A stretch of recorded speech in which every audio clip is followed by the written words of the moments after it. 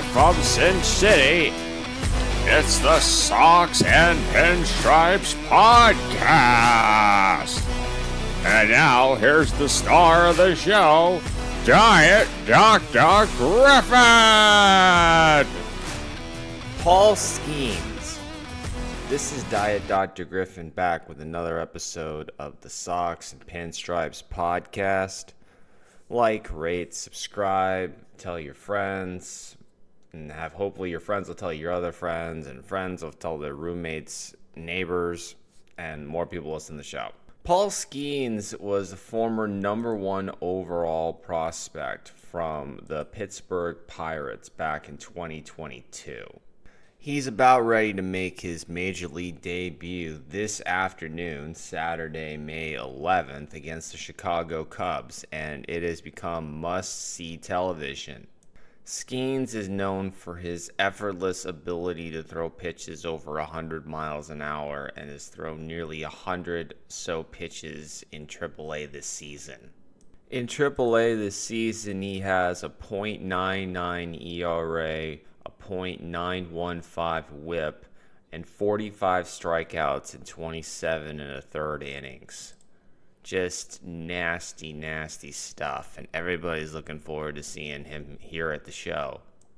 Our old friends at Service Time Manipulation is why we didn't see him earlier, like fellow rookie Jared Jones, who himself has been pretty stellar.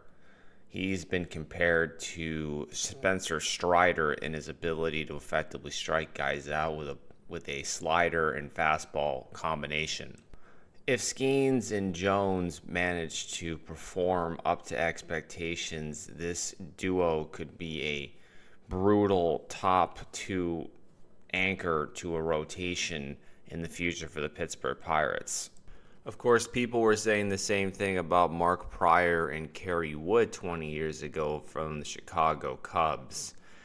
And all I'm saying is I hope it turns out better for these two. Apparently, Skenes is also dating Olivia Dunn, and she's a gymnast and apparently a social media influencer. I kept seeing her pop up on all of my baseball Facebook posts, and I'm like, why is this gymnast keep showing up here? And then I realized, oh, she's dating a baseball player, therefore she gets aggregated into everything now. It's really annoying. They do the same thing with that Vanessa Hudgens person who's dating that random minor leaguer, Cole Tucker, I think that's his name. I'm not usually one to concede defeat on something so early in the season, but I have been wrong about my Shohei Ohtani take going into the season. I widely thought that Ohtani would struggle this season as a hitter, particularly because of the fact that he went through elbow surgery over the offseason, and I thought that it would sap his power like it did with Bryce Harper for the first half of the season when he was recovering from his elbow surgery. And even Max Muncy a couple years ago had elbow issues at the end of the season, and then they lingered for pretty much the entire year after that. Well, Ohtani's basically off to his best start of his career. He already has 11 home runs, and he's hitting .359 as a part of that vicious Dodgers lineup. He's looking like he's going to try to win another MVP, even though Mookie Betts has been equally as good and actually playing in the field. I kind of thought Ohtani would regress kind of like he did back in 2019 when he was recovering from Tommy John surgery and only ended up having like 18 home runs during a year where it was widely known that the balls were juiced and everybody was hitting more home runs than usual. I guess it just goes to show that Ohtani has become a much better player over the course of the past 5 years, and that not having to focus on pitching means that he can be an absolute monster at the plate. Could this be a preview of what we see down the line in the next 5 to 10 years when Ohtani eventually has to give up pitching? I do still believe that down the line he's going to have to give it up because his body is not going to be able to allow him to pitch and hit. I suspect he will probably remain an effective hitter and have a better chance to excel there than if he just tries to pitch. Staying with Ohtani, his former interpreter Ippei Mizuhara is pleading guilty to bank and tax fraud. They're definitely doing a good job of burying the situation and keeping Ohtani's good name clean in the media. MLB has got to be thrilled for this because they can basically just bury the story and say, nothing to see here, people, move along. Officer Bob Brady at his finest. Also this week, we found out that Lionsgate is working on a TV miniseries based on the Ohtani situation here with the gambling saga. So much for that burying the situation, because it's going to be a TV show and probably something we're going to talk about with Ohtani for his entire career. Much like Michael Jordan's 2-year exile from basketball that may or may not have been a super secret gambling suspension. On some less cynical news, let's talk about Elly De La Cruz, because this kid is a freaking monster on the base path. He already has 25 stolen bases on the season. I was watching some of the game last night on MLB Big Inning, and the announcers are oohing and awing about how he stole third base on a left-handed pitcher, which is apparently a very difficult thing to do. I happen to be facing the guy in my fantasy league who has Elly De La Cruz this week, and he has 6 stolen bases since Monday. Definitely not going to win that category this week. He's also hitting for power, as he has 8 home runs on the season, is hitting .271 as well, so he's not a complete disaster at the plate.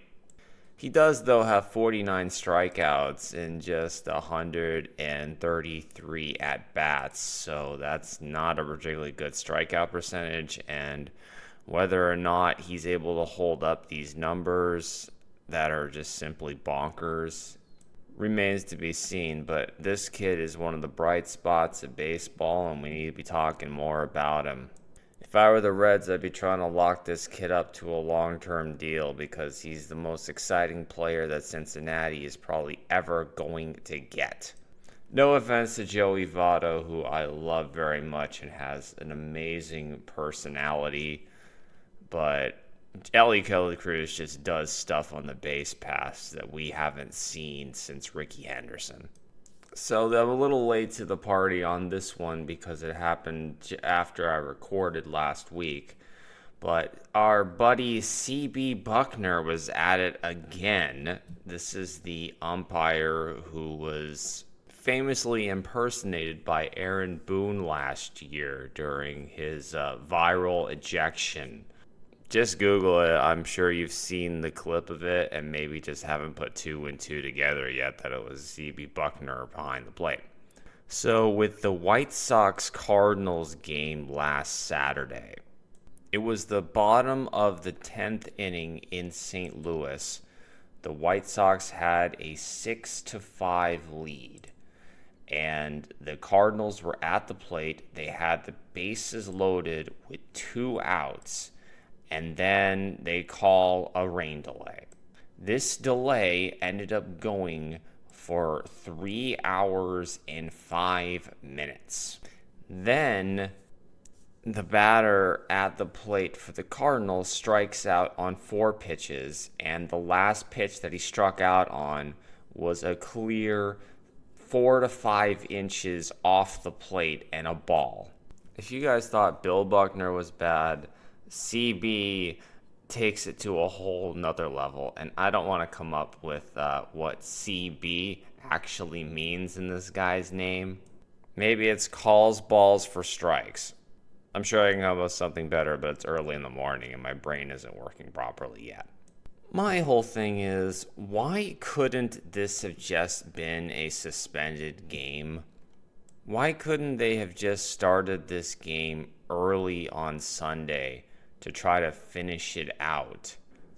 Let's bring the robo-umps here because they can make better decisions than the real people, at least the bad ones like Bucknor and Angel Hernandez. Let's talk about those Twinkies because they have been on a monster run. Since they started the season 1-6, they have won 16 out of the next 18 games and are still surprisingly not in first place in the AL Central. The Guardians are presently a half game ahead of them.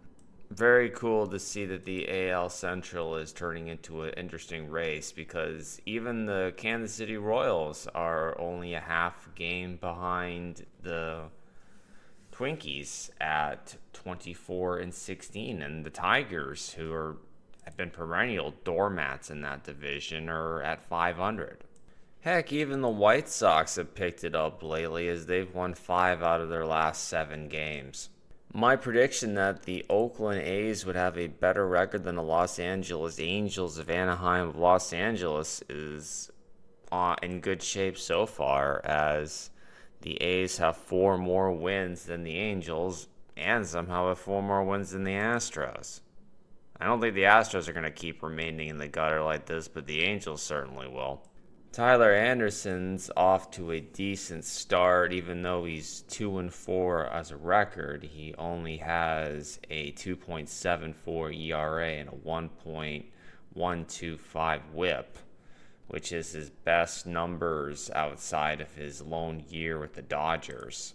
It would probably be wise if the Angels tried to move him during the trading deadline this season, assuming that his numbers actually hold up, because his FIP is 4.81, which means he should be having a much higher ERA than he has now. His xERA of 4.96 reflects this as well.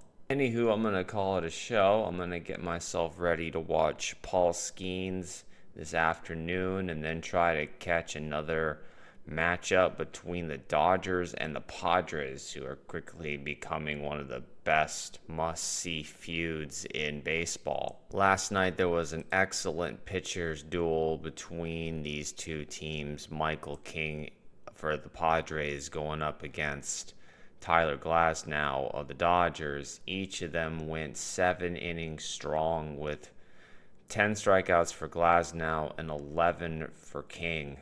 Luis Ariz hits a walk-off single for the Padres to give them the 2-1 win. It won't be quite as good of a matchup tonight, pitchers-wise, as you got Paxton going up against the knuckleballer Matt Waldron. But that just means we may see some more offense tonight, which is always fun. Have a good week, guys, and we'll talk again soon. Bye-bye.